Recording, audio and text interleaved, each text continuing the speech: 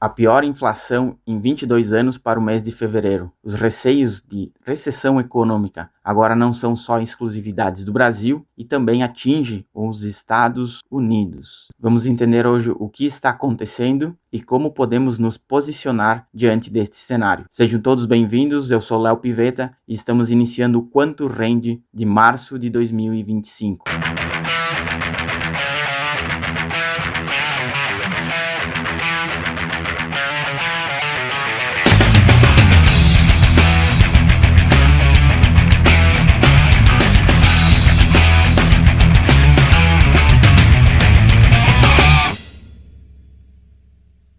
Os dados de inflação de fevereiro vieram altos e assustou não só os brasileiros que já sentem isso no bolso, mas o governo que vive o seu pior momento de aprovação diante da população. Aqui no Brasil já existia sinais de recessão ou de desaceleração econômica, mas agora eles aparecem também nos Estados Unidos. As mudanças bruscas na economia americana que Donald Trump vem impondo estão expondo a fragilidade da economia e já se fala em recessão nos Estados Unidos. Enquanto isso, a esperança de um acordo de paz na Ucrânia e a guerra comercial se intensifica a cada semana, fazendo os mercados cada vez mais voláteis. No mês de fevereiro, praticamente todos os indicadores econômicos principais que a gente acompanha ficaram abaixo da inflação. O CDI teve o melhor desempenho, subiu 0,99% no mês, mas o grande destaque negativo foi a própria Bolsa dos Estados Unidos, que no mês caiu apenas 1,40%, mas já no início de março ela realmente acelerou as quedas e refletiu a preocupação do mercado com o futuro da economia americana.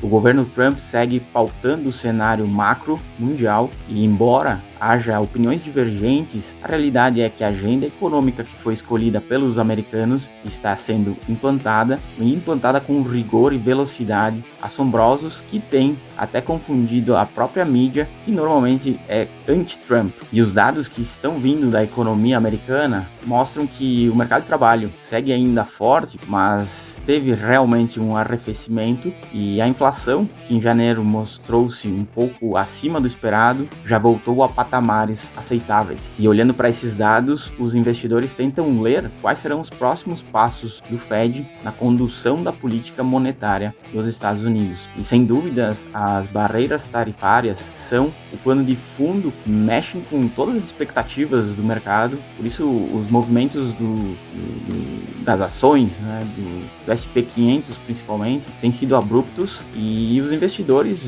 já ventilam a possibilidade de uma recessão nos Estados Unidos, embora a confiança dos empresários permaneça alta e as expectativas é que nós tenhamos mais medidas pró-mercado para desenvolvimento da economia americana no médio prazo. No continente europeu, nós tivemos a vitória do partido considerado de centro na Alemanha, mas isso não aliviou as preocupações com a maior economia do continente, visto que fala-se em flexibilização das contas do governo, algo que faz os alemães realmente tremerem, e o Banco Central Europeu, enquanto isso, segue cortando juros e deve seguir essa tendência até o fim do primeiro semestre. Por outro lado, o governo chinês luta para manter a economia meramente aquecida e mesmo que eles tenham feito várias medidas de incentivo ao consumo e que tenham melhorado alguns números de fato, isso não representa uma mudança estrutural na economia, né, e tem preocupado bastante o Partido Comunista Chinês, visto que o setor imobiliário ainda continua apresentando queda nos preços dos imóveis novos e usados. Ademais, o Partido Comunista Chinês tem que cuidar da economia interna e agora se proteger na disputa comercial com os Estados Unidos com a imposição de tarifas do governo Trump.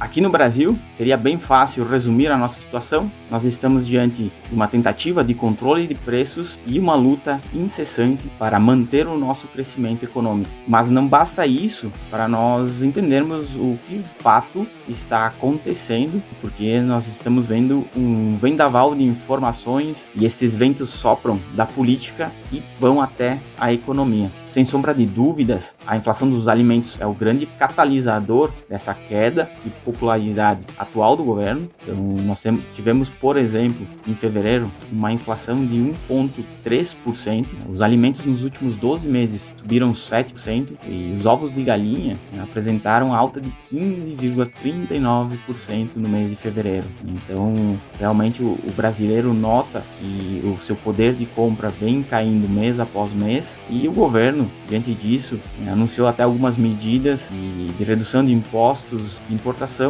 mas que não devem alterar nada o cenário, porque não é este o problema, né? O problema são a quantidade de gastos que o governo vem implantando e aumentando nos últimos 2 anos. Com os juros tão altos, né, a nossa economia vem andando com o freio de mão puxado e já se nota em muitos setores. Nos números de janeiro, o setor de serviço e varejo já vieram abaixo do esperado pelo mercado, sinalizando exatamente essa dificuldade que a nossa economia tem de continuar andando a um ritmo que nós gostaríamos, né? Principalmente o governo gostaria de ver, mas o mercado realmente torce para que a Selic não precise subir tanto, que hoje é esperado que pelo menos chegue aos 15%, e essa possibilidade, né, de recessão realmente ligou o alerta no governo, que tenta a todo custo manter essa atividade aquecida, e ele vem anunciando nessas últimas semanas aí várias medidas de incentivo ao crédito para manter essa economia aquecida, mas do outro lado vai acabar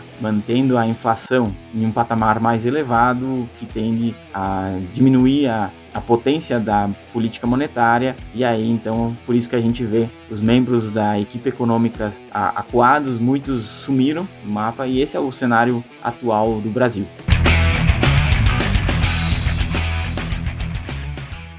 Então tudo indica que nós caminhamos para vivenciarmos uma recessão econômica, seja no Brasil, seja nos Estados Unidos ou nas duas economias. Porém, os motivos são muito diferentes. Lá nos Estados Unidos, essa crise pode acontecer porque o governo está mudando toda a matriz econômica. Ou seja, no governo Biden foi implementado um sistema de crescimento através do aumento do Estado, contratando mais funcionários públicos e aumentando gastos via aumento de dívida pública, e o governo Trump obviamente tinha outra ideia econômica, e eles vêm então implementando cortes de gastos, cortes de pessoal, fechando agências do governo, e vão passar protagonismo para o setor privado. Então essa é a ideia do governo Trump, e obviamente para fazer esse ajuste, em algum momento temos um choque na economia. Já no Brasil, os motivos são completamente diferentes, porque o nosso governo está focado em reduzir os estragos que a queda da popularidade faz nas pesquisas eleitorais para 2026, e dessa forma ele quer manter, né, de certa forma, a sua força política para angariar apoios lá nas futuras eleições. E circulam nos corredores boatos que a torcida por uma super safra grande entre os membros da equipe econômica do governo em geral, para salvar o PIB neste ano. Então a gente viu, né, recentemente na Argentina, como em menor escala, né, por causa do tamanho da economia, como esses dois posicionamentos são dolorosos, né, tanto aqui do Brasil quanto dos Estados Unidos, porque o posicionamento que o Brasil tem hoje era muito parecido com os governos anteriores na Argentina, e realmente causaram um desequilíbrio bem grande no câmbio, nos preços, na inflação e nas contas públicas, né, mas também nós vimos que quando o Milei assumiu e fez essa mudança, esses ajustes, né, a economia também passou aí os primeiros 6 meses do governo patinando e sofrendo um pouco, mas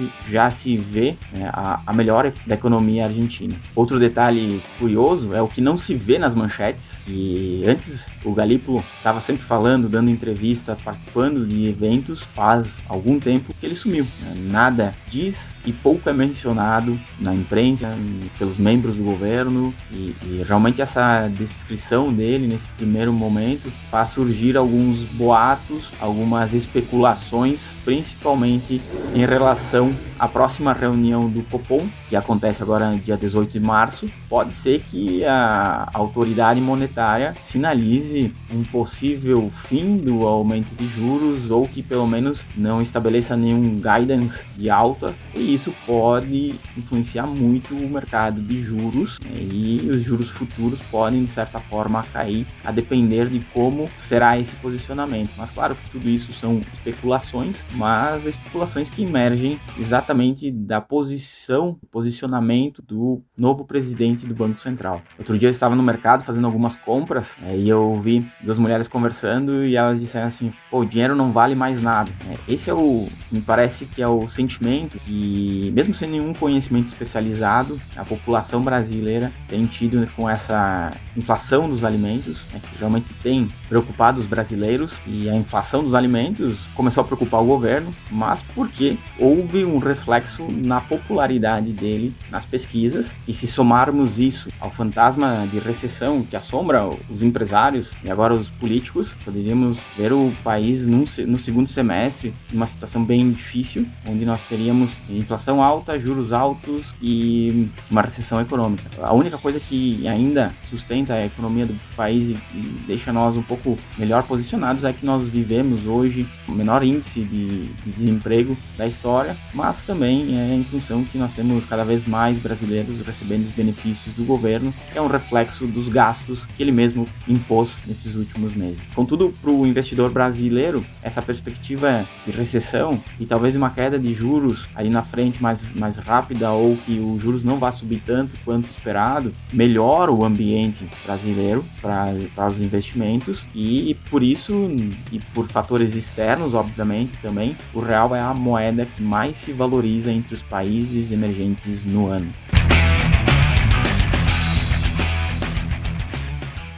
Como eu falei, a melhora do Brasil, da Bolsa, dos juros, está muito mais relacionada a fatores externos, com guerra comercial, expectativa, talvez, de uma queda de juros lá nos Estados Unidos, ou uma fraqueza econômica americana, do que propriamente a melhora do cenário interno brasileiro. Mas, diante disso, me parece que os títulos pré-fixados para 2, 3 anos começam a ficar bastante atrativos, e também os IPCAs longos aí estão com um prêmio bem grande e podem fazer sentido tanto para a proteção do capital contra a inflação, mas também para uma possível queda de juros, em virtude de qualquer motivo, vamos dizer assim, né? Seja uma recessão econômica, seja uma troca de governo. Agora não seria uma troca de governo, né? Seria um candidato mais ao centro, mais à direita, aparecendo na frente nas pesquisas. Nós vimos também a Bolsa Americana afundando nesse início de março, e o que abre, obviamente, para quem já tem a conta internacional e investe em dólar, alguns bons pontos de entrada em excelentes empresas, mas pode ser que nós não estejamos ainda no fundo desse mercado, né? Mas aqui no Brasil a gente viu uma melhora bem significativa das ações, depois de alguns momentos bem tensos, né? Então quem teve paciência no final do ano passado, né, esperou, hoje já consegue fazer uma dolarização a um preço do dólar mais perto do justo, né? Conseguiu também, nesses últimos meses, comprar ações a preços descontados e vê essa melhora no mercado como um todo. No geral, as ações brasileiras continuam descontadas, mas obviamente é por causa de todos os riscos fiscais que nós estamos enfrentando e também sobre as incertezas com as ações do nosso governo. Portanto, agora é acompanhar o posicionamento das autoridades monetárias aqui no Brasil e nos Estados Unidos, principalmente. Acompanhar também o posicionamento do nosso governo, que tem influenciado muito o mercado financeiro, e ficarmos atentos a todas as oportunidades que este cenário pode nos trazer. Finalizamos por aqui o Quanto Rende de março de 2025. Um obrigado a todos. Fiquem com Deus.